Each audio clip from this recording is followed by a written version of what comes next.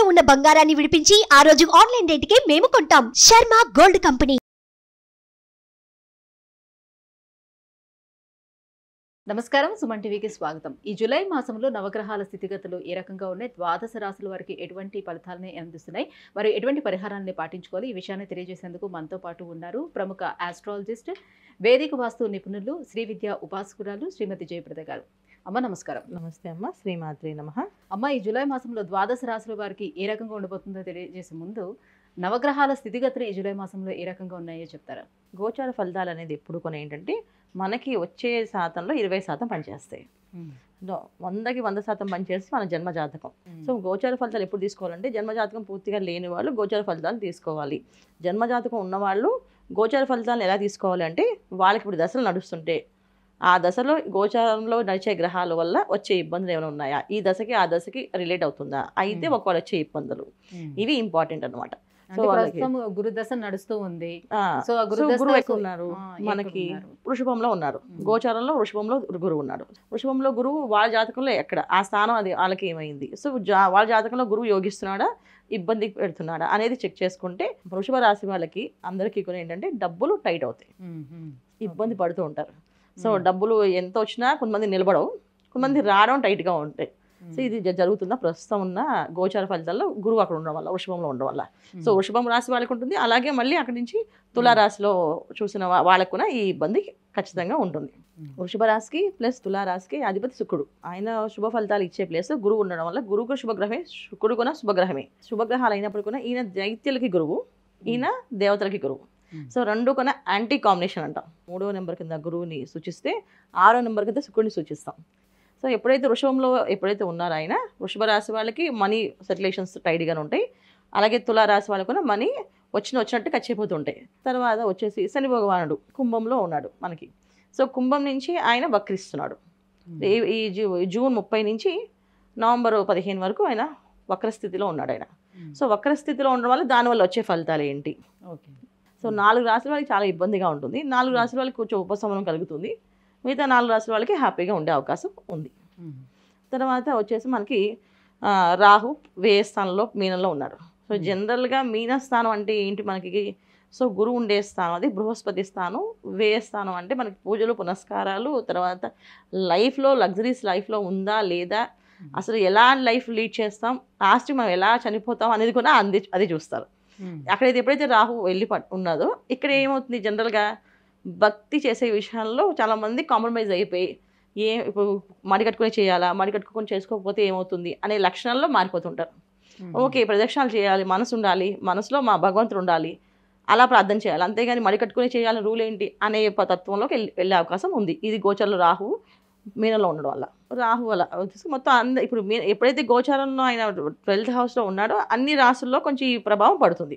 So వాళ్ళ జన్మ జాతకంలో మీనరాశి మీన లగ్నం అయితే ఇంకొంచెం బద్ధకాన్ని ఇవ్వడము, ఒకవేళ చేసే వాళ్ళకి అనారోగ్య సమస్య రావడం, నాకు బద్ధకం లేదు నేను చాలా స్ట్రిక్ట్గా పొద్దున్నే లేచి చేస్తాను అన్న వాళ్ళకి అనారోగ్య సమస్య రావడం లేదు. ఇది కాకుండా ఇంకా రకమైన వ్యవహారాల్లో ఇబ్బందులు పడడం, ఉద్యోగాల్లో కానీ డబ్బు విషయంలో కానీ ఇది జరిగే అవకాశం రాహుది. సో గోచరంలో మీనంలో రాహు ఉండడం వల్ల. తర్వాత వచ్చేసి కేతు వచ్చేసి మీ కన్యలో ఉన్నాడు, అది జనరల్గా ఏంటంటే 6వ స్థానం కన్యా. సో కన్యా రాశికి కేతు అనేది పవర్ఫుల్గా అంటే నెగిటివ్ రిజల్టే, పాజిటివ్ రిజల్ట్ అయితే ఇవ్వడు. సో ఎప్పుడైతే కేతు కన్యా రాశిలో పడ్డాడో ఆరోగ్య సమస్యలు ఎప్పుడైనా అంతే.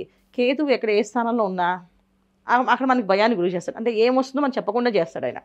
అందులో 6వ స్థానం అంటే రోగస్థానం మనకి. తర్వాత వచ్చేసి మనకి ఇంకా రవి ప్లస్ బుధుడు శుక్రుడు ప్రతి నెల మారుతూ ఉంటారు. సో వీళ్ళు గమనాలు అనేది ఏంటంటే రవి మారడం వల్ల ఆరోగ్యం ఎలా ఉంటుంది, సో కోర్టు విషయాల్లో కానీ మన ఉద్యోగ విషయాల్లో కానీ వ్యాపారం విషయాల్లో కానీ లావాదేవీలు ఎలా ఉంటాయని చూసుకోవచ్చు. శుక్రుడు మారడం వల్ల వివాహాలు ఆలస్యమైన వాళ్ళకి వివాహాలు కుదిరే అవకాశము, తర్వాత భార్యాభర్తల మధ్య సమస్యలు ఉంటే ఆ సమస్యలు తీరే అవకాశము శుక్రుడు మారడం వల్ల. సో బుధుడు మారడం వల్ల ఏంటంటే కొంచెం సౌమ్యంగా చెప్పడము, ఎదుటి వాళ్ళ విషయాలు వినడము, లేకపోతే వినకపోవడము, ఇలాంటి జరిగే అవకాశాలు చిన్న చిన్న మార్పులు. సో మాస ఫలితాలు ఎక్కువ మనకు మారేది ఏంటంటే రవి బుధుడు శుక్రుడు. మిగతా వాళ్ళందరూ సంవత్సరం, గురువు తర్వాత రాహు అయితే సంవత్సరాల కాలం, శని భగవాన్ అయితే 2.5 సంవత్సరాల కాలం ఇలా ఉంటారు కనుక మెయిన్ ఫలితాలు వీళ్ళే ఇస్తారు కనుక మనం ఇవి చూసుకుంటూ ఏ రిజల్ట్స్ వస్తాయి అనేది మనం చూసుకొని చెప్పుకుందాం అన్న. అమ్మ, మీనరాశి వారికి ఈ జూలై మాసం అంతా ఎలా ఉంది? నవగ్రహాల స్థితిగతుల వారికి ఎలా ఉన్నాయి? ఏ గ్రహాలు వీరికి అనుకూలిస్తున్నాయి, ఏ గ్రహాలు ప్రతికూలంగా ఉన్నాయి? తప్పకుండా నాన్న, మీనరాశి అంటేనే ఒక మంచి పవర్ఫుల్ రాశి. ఇది చాలా వ్యయ స్థానాధిపతి అయినప్పటికీ కూడా మీనరాశి అనే దాంట్లో ఏంటంటే పూజలు, పునస్కారాలు, జప హోమాలు, తర్వాత జ్ఞానము, తర్వాత వైరాగ్యము, కొన్ని విషయాల్లో మోక్షము అన్నీ కూడా ఈ ఈ మీనరాశిని చూస్తాం. ఎందుకంటే ఏ స్థానాల్లో ఎవరికి ఏమి ఉన్నా మీనరాశిలో ఏమేమి ఉన్నాయనే గ్రహాలను బట్టి వాళ్ళకి ఏ యోగిస్తా అనేది వాళ్ళ జన్మజాతకంలో చూస్తూ ఉంటాం. సో గోచారంలో మీనరాశి అన్నప్పటికీ ఏమవుతుందంటే పూజా పునస్కారాలు, గురువు ఒక సంపూర్ణమైన రాశి ఇది. దానివల్ల ఏంటంటే ఎక్కువ పూజా పునస్కారం, జపం, తపము, అనుష్ఠానము, తర్వాత నాలెడ్జ్, శాస్త్ర విజ్ఞానం ఇవన్నీ కలిగే అవకాశం ఎక్కువగా ఉంటుంది. ఏ విషయం అడగండి వాళ్ళని చెప్తూనే ఉంటారు. వాళ్ళు నచ్చిన విషయాలు వాళ్ళు అనాలిసిస్ చేసి చెప్పేస్తుంటారు. ఇది మీనరాశి వాళ్ళ లక్షణం. ఇక్కడ ఏమైందంటే రాహు రావడం వల్ల, సో ఎప్పుడైతే రాహు ఆ మీనరాశిలో పడడం వల్ల ఏంటంటే ప్రతి విషయంలో దోషాలు, ఇప్పుడు పూజ చేద్దాం అనుకున్న వాళ్ళకి బద్దకించడం, లేకపోతే ఆరోగ్య సమస్య రావడం, ఆర్థికంగా ఇబ్బంది రావడం, ఏదో ఒక ఇబ్బంది పెట్టి వాళ్ళని ఆ పని చేయకుండా ఆటంకాలు పడడం అనేది జరుగుతూ ఉంటుంది. జనరల్గా వీళ్ళకున్న ఎప్పుడు వస్తే రాహు ఆ స్థానంలో మీనంలో ఉన్నారు కనుక ఖచ్చితంగా ఇలాంటి ఇబ్బందులు వీళ్ళు ఫేస్ చేయాల్సి వస్తుంది. సో దీనికి వీళ్ళు ఖచ్చితంగా మొండితనంతో ఇంకొంచెం స్ట్రాంగ్గా చేయడం వల్ల బయటపడే అవకాశం ఉంది. కానీ లేకపోతే ఏంటంటే ఆ మాయలో పడి ఏమో మన వల్ల కావట్లేదు, చేయలేకపోతున్నాం, కుదరదేమో, ఇంకా అవ్వదేమో అనే నిస్సత్వము, నిస్సహాయతత్వము ఇవన్నీ కొంచెం జరిగే అవకాశం ఉంది. దానికి పడకూడదు. అలా పడకుండా స్ట్రాంగ్గా తయారవ్వాలి. ఇంకొంచెం లేదు చేయగలని చేస్తాం అనేసి. ఎందుకంటే ఎప్పుడైతే రాహు ఉన్నాడో దాన్ని మనం అసలు మైండ్లోకి ఎక్కించుకోకుండా, ఎందుకంటే రాహు ఎప్పుడు మాయ చేసేస్తాడని, ప్రభావంలోకి తీసుకెళ్తాడని, తర్వాత ఏదో ఒక ఇల్యూజన్స్ ఇస్తాడనేసి అని అనుకుంటాం కదా. ఈ మీనరాశి వల్ల అలాంటి విషయాల్లో ఏ మాత్రం తొందరపడకుండా ఖచ్చితంగా నేను చేయగలని, నా వల్ల అవుతుంది అని వాళ్ళు చేసే పని ఏది ఆపకుండా ముందుకు వెళ్ళడం మంచి మంచి ఫలితాలు వచ్చే అవకాశం ఉంది. ఒకవేళ ఆపేరో ఇంకా మాయలో పడినట్టే. ఆపకుండా చేయడమే ఉత్తమమైన ఫలితాలు వస్తాయి వీళ్ళకి. అంటే రాహు ప్రభావంతో పాటుగా శని ప్రభావం కూడా ఉంది కదా మరి. శని భగవాన్ ప్రభావం కంటే రాహు ప్రభావం ఎక్కువగా ఉంటుంది అన్న. ఎందుకంటే రాశిలో ఉన్నారు కనుక. శని భగవాన్ వక్రించి ఉన్నారు కదా ప్రస్తుతానికి. సో ఆయన వక్రించి ఉండడం వల్ల ఏమవుతుందంటే వక్రించి ఆ స్థానం ఆయన చూడట్లేదు. జనరల్ సమరాశులని చూస్తారు. శని భగవానుడు తృతీయ స్థానాన్ని చూస్తాడు, సప్తమ స్థానాన్ని చూస్తాడు, తర్వాత అష్టమ స్థానం, తర్వాత చతుర్థ స్థానాల్లోకి ఆయన బాధ్యత వహిస్తుంటారు రాశిలో. కానీ ఇప్పుడు ఇక్కడ మీనరాశి వచ్చినప్పుడు ఏమైంది, ఇక్కడ ఈ రాశికి ఆయన సమరాశి కింద వచ్చేసింది. సో శని భగవాన్ కంటే రాహు ఉండడం వల్ల ఏంటంటే ఒక విషయం ఏంటంటే శని భగవాన్ కంటే రాహు ఇచ్చే ఫలితాలు ఎక్కువగా ఉంటాయి. శనివెత్త రాహు అంటాం కదా, శని భగవాన్ ఇచ్చే ఫలితాలు కూడా రాహు ఇచ్చేస్తాడు. రాహు జనరల్గా ఏ ఫలితాలు ఆయన ఇవ్వలేడు. అక్కడ ఏవైతే ఉన్నాయో అవి తీసుకుని ఇవ్వగలడు. సో ఆయన డైరెక్ట్గా చూసేది ఏదైతే ఉంది, శని భగవానుడు డైరెక్ట్గా రాహు అక్కడి నుంచి కేతువుని చూస్తుంటాడు, కేతువు డైరెక్ట్గా రాహుని చూస్తుంటాడు. సో వీళ్ళ అనుష్ఠానం బలపరచుకోవడం వల్ల తృతీయ స్థానంలో వీళ్ళకి ఏదైతే గురువు ఉన్నాడో, తృతీయ స్థానం అంటే ఏంటంటే మనకి జనరల్గా చాలా పోరాట ఆరాట శక్తి ఎక్కువగా ఉన్నది, ఎనర్జీస్ ఉన్నది. అక్కడ గురువు ఉన్నాడు కదా. సో మీనరాశి గురువు అధిపతి ఖచ్చితంగా. దానివల్ల ఏంటంటే కొంచెం మొండుదల పట్టుదల కొంచెం ఎక్కువ చేసుకుంటే ఆటోమేటిక్గా రాహు ఒక ఎనర్జీని మన మీద పడకుండా కాపాడగలం. మీనరాశి మీద పడకుండా కాపాడగలం. ఒకవేళ మీనరాశి మీద ప్రభావం పడి మనం దానికి బాయిలో పడ్డామంటే ఇక ఆటోమేటిక్గా బద్దకించడము. ఎలాంటి బద్దకం ఇస్తాడంటే పొద్దున్నే 4 గంటలు లేచి పూజ చేసేవాళ్ళు 7 వరకు మెలకు రాదు వాళ్ళకి. ఏమంటే అలసిపోయిందో శరీరం అంతా ఏదో ఎవరో వచ్చి కూర్చున్నట్టుగా ఒళ్ళంతా ఏదో హూనంగా ఉందండి, ఎందుకో మేము లేవలేకపోతున్నామండి, అదేదో ఆరోగ్య సమస్య వచ్చిందేమోనండి అని అనుకుంటారు. ఇది నిజానికి ఆరోగ్య సమస్యలు ఉన్నాయి ఆవిడకి? లేవు, ఉండవు. వీళ్ళ భ్రమలో పడితే ఆరోగ్య సమస్య. ఇప్పుడు మానసికంగా మేము ఇబ్బంది పడ్డాము అనుకుంటే, ఇప్పుడు ఏదైనా సరే మనం అనుకుంటే చేయగలుగుతాం. ఇప్పుడు చేయగలనని మొండితో అదే చాలా మొండిగా వీళ్ళు స్ట్రాంగ్గా ఉండగలిగితే ఏ ప్రాబ్లం రాదు. లేదు మాకు నిజంగా ఇబ్బంది ఉంది, అమ్మో ఇక్కడ రాహు కూర్చుంటున్నాడు కదా అందుకని ఇబ్బంది ఉంది, శని భగవానుడు వాళ్ళ ఎనర్జీస్ పనిచేస్తాయి, సప్తమ కేతు ఎనర్జీస్ పనిచేస్తాయి అనుకుంటే అన్నీ పనిచేస్తాయి. తృతీయ గురువు మరి వ్యతిరేకించాలి కదా, అది కూడా వ్యతిరేకించి ఫలితాలు ఇస్తారేమో. అలాంటివి ఏం పెట్టుకోకుండా వీళ్ళకున్న డిటర్మినేషన్ ఏంటంటే మీనరాశి వాళ్ళకి ఏ పనిని చేయగల సత్తా ఉన్నవాళ్ళు, వాళ్ళు ఏదనుకుంటే అది చేయగలరు.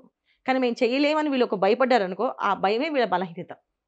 సో వీళ్ళు భయపడకుండా మేము చేయగలమని, అది వాళ్ళు చేసే పని ఏదైతే రొటీన్గా చేస్తున్నారో దాన్ని ఆపకుండా ముందుకు వెళ్ళడమే వీళ్ళకి మంచి లక్షణం అనమాట. సో మంచి ఫలితాలు దొరికే అవకాశం ఎక్కువగా ఉంటుంది.